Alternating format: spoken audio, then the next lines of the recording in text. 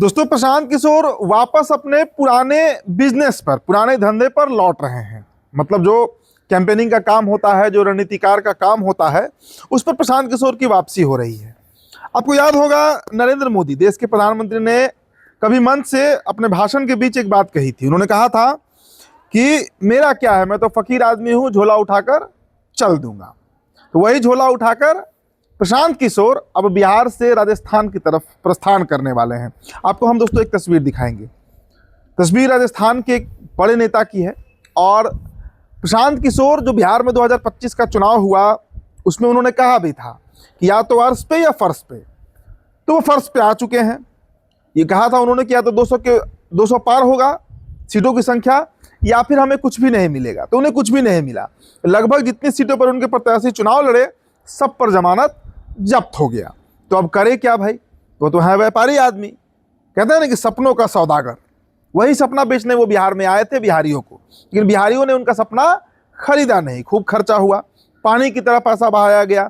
Media, PR team, ground पे तमाम जो गाड़ियां घूम रही थी, झंडे, जनसुराज का खूब खर्चा हुआ।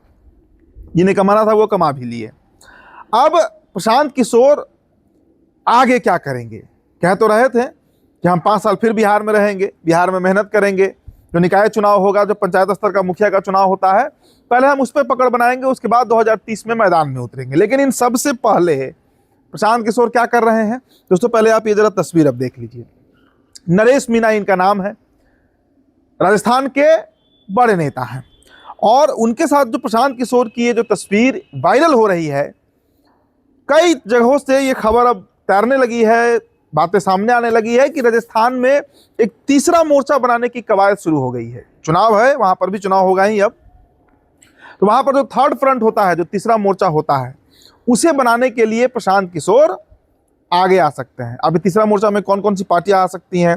आरएलपी हो सकता है, आम आदमी पार्टी हो सकता है, आजाद समाज पार्टी हो सकता है। मतलब एक गठबंधन बनाने की जो कवायद है वहां पर, वो शुरू होने वाली है। अब ऐसे में राजस्थान से जो खबर आ रही है कि प्रशांत किशोर वहां पर अपनी डील करने, कहते ही है प्रशांत किशोर कि हम कुछ घंटों का कितना करोड़ करोड़ लेते हैं। तो यहाँ तो चुनाव मैनेज करना है, यहाँ पूरी राजनीति मैनेज करनी है, रणनीति बनानी है। तो फिर हो सकता है कि 100, 200, 500 करोड़ में डील हो।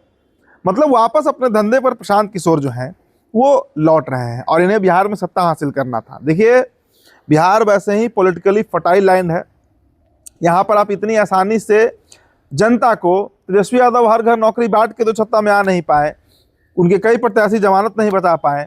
आज मुख्य विपक्षी दल होने भर उनकी संख्या मात्र रह गई।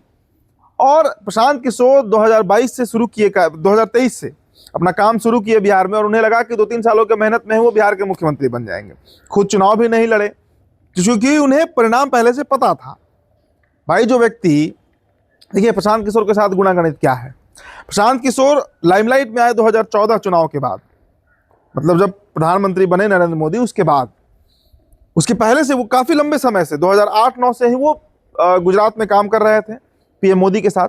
14 में उन्हें बड़ा मार्जिन मिला, बड़ा स्कोप मिला, उन्होंने काम किया और चुनाव जीत गए। उसके बाद उनकी लालसा बढ़ी, गए प्रधानमंत्री साहब के पास। लेकिन पीएम साहब ने कह दिया कि भाई आप अमित शाह से बात करते हैं, उनसे कीजिए। अमित शाह ने कह दिया कि आपने जो काम किया उसका आपको पैसा मिला, अब क्या लेना देना। उसके बाद वो भारतीय जनता पार्टी के विरोध में आ गए। 15 में आकर चुनाव लड़े, चुनाव लड़वा दिए साथ में नीतीश कुमार और लालू यादव को। उन्हें लगा कि वो चुनाव जितवा दिए, जबकि वो गठबंधन वैसे भी जीतने वाले थे। उसके बाद आंध्र प्रदेश हुआ, तेलंगाना हुआ, पश्चिम बंगाल हुआ, कई राज्यों में उन्होंने वही काम किया।